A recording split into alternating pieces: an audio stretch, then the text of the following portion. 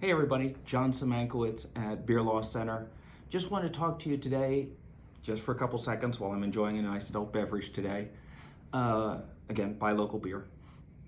I want to talk to you today about what happens if like the ALE shows up.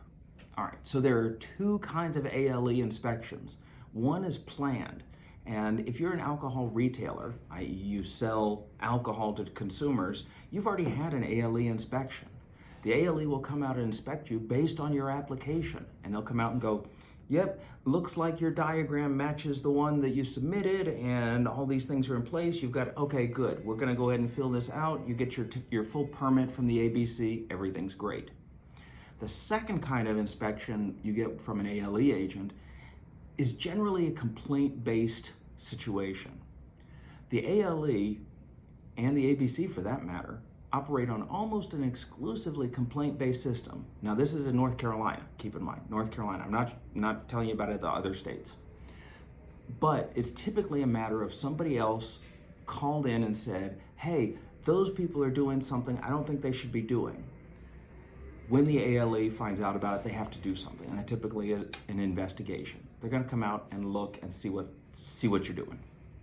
So that's the other situation where an ALE officer will come out and do an inspection. If the ALE arrives unannounced, couple of things. One, be nice. Two, be nice. And three, work with them, right? So the ALE agent has probably been told you're doing something wrong. Now, whether you are or not, oftentimes law enforcement agents are incentivized on finding errors and finding issues to cite you on, not necessarily on showing that you're in compliance. So with that framework, think about, okay, how do I help this ALE agent? Tell me what you think I'm doing wrong. Let me, and they won't, sometimes they just won't tell you that. But you say, okay, here's what I'm doing, here's what I think is right, and walk them through the process. I've had clients in the past that have been very, no, you can't see that. No, show me a warrant. No, no, no.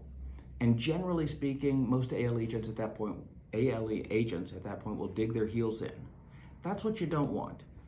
You always want to be able to position yourself as the high ground. I'd much rather be able to defend you or defend any retailer or seller at that point because you made a good faith mistake than to say, oh, they were trying to hide something. Those are two very different approaches, and it's a lot easier to argue with the ABC or whomever that, hey, we had nothing to hide, we thought we were doing everything right, we tried to do everything right, yes, we got this wrong, help us correct it. Much easier to deal with. Okay, so the other thing I want to mention to you is when the ALE can show up. I've had clients who have had the ALE show up after hours, after the doors have been locked, while somebody's cleaning up. And generally speaking, I'm not going to try and challenge the ALE's jurisdiction if the lights are on. So if they can walk up to the door, see through the door that somebody's inside, that the lights are on and somebody's working, they can knock. If you open the door, they can certainly ask some questions. If you don't open the door, that's going to raise their suspicions. And the last thing you really want is to be under a lot of scrutiny from the ALE. So the best thing I can advise you is be open, be willing to share information, and always try and sort of take the high ground on this. We can deal with whatever else comes after that. But be nice, and be open about stuff. If you have any questions, feel free to reach out to us and follow us on social media at Beer Law Center. Have a good one, y'all.